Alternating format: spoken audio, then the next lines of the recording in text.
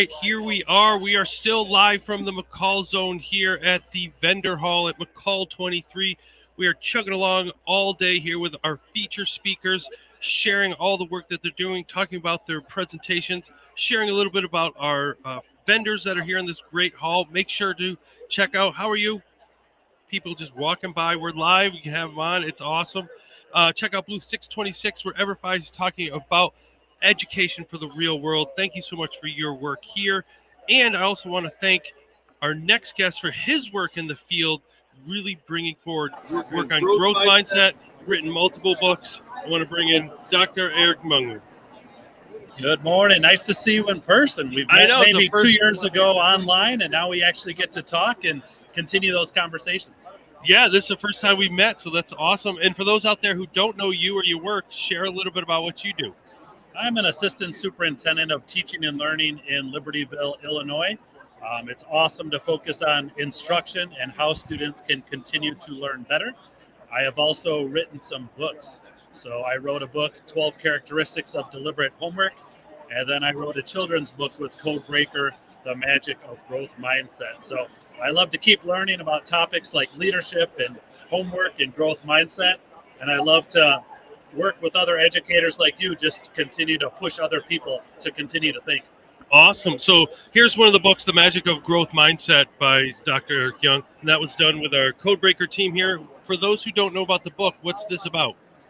In the end, it's a read aloud that you can have conversations with your children and with students when you can expect and learn from mistakes, challenges, opportunities. How can you continue to get better? And we have to expect those, because when you're teaching, when you're learning, when you're at athletics in life, they always happen. So how can we keep learning, and how can we help students continue to learn with the growth mindset?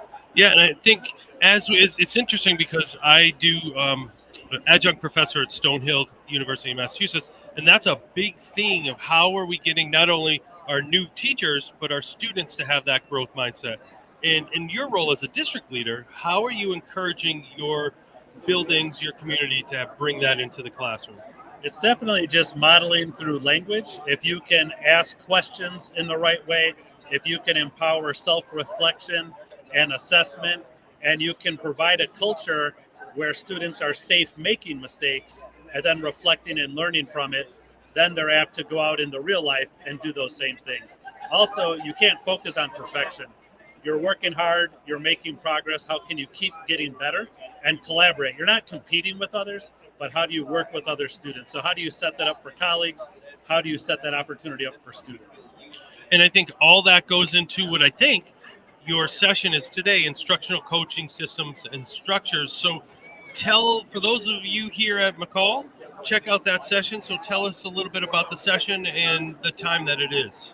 1 o'clock, come check out Chris Vipond and myself. We're talking about what systems and structures a tech director and teaching and learning assistant superintendent can put in place to empower support for teachers, modeling of lessons, and ultimately that impact cycle. I was able to write a blog that was published by Jim Knight called Coaching with a Growth Mindset. So it kind of infuses that, where we're talking about the growth mindset and the collaboration, but how can our teachers and our coaches work together?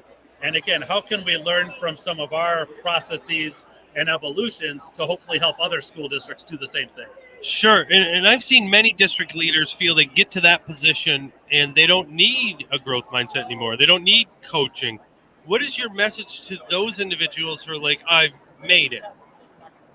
Continue to adapt. Whenever you get new information, if it's new curriculum, be it language arts, we're going through an adoption process, be it trying to enhance hands-on learning, how can you use coaches in different ways? And all of that is about relationships. So how can you create that culture and relationships that ultimately can empower growth? Again, today everyone's talking about ChatGPT.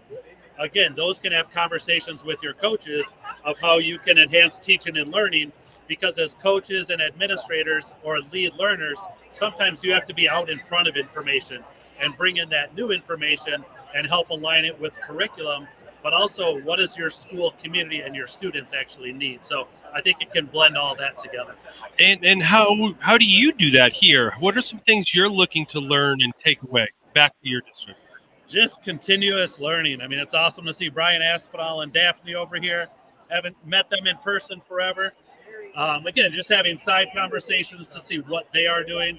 Matthew, you're doing awesome work. Seeing what you're doing.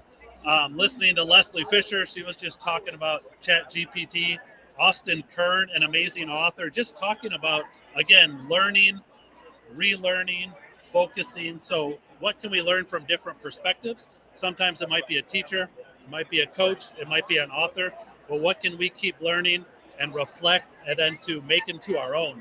Austin was talking a lot about learning and stealing from others. So what can we learn from others? What can I see Matthew and Brian are doing? How can I replicate? How can I use some of that with my teachers, with my students? So it's all really about connections, relationships, and learning from others. And then how can you make it more meaningful for the learners you work directly with? And what's impressive is me about the work you do. How are you? We're just doing live podcasts. You want to jump in? Are you sure? All right. Welcome to McCall. You want to jump in? All right. We're trying.